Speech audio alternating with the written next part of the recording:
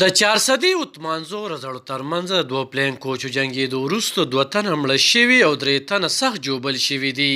پلین کوچ 1145 او 6172 د بې احتیاطۍ له وجې د حادثې ښکار شوي دي چې د اتمانزو سیمې سره تعلق لرونکي عباس او پیاز عمر بالترتیب 50 کاله په موقع مړه شوي دي او هدایت زیشان جلال او علي سخت جوبل شوي دي.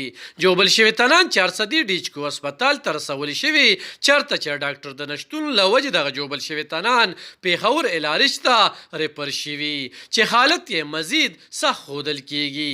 په دغه مهال د 400 ډیچکو هسپتال د ډاکټرانو په ضد احتجاج خم وشو او د ایمس په بې حسۍ نیوکې شوي.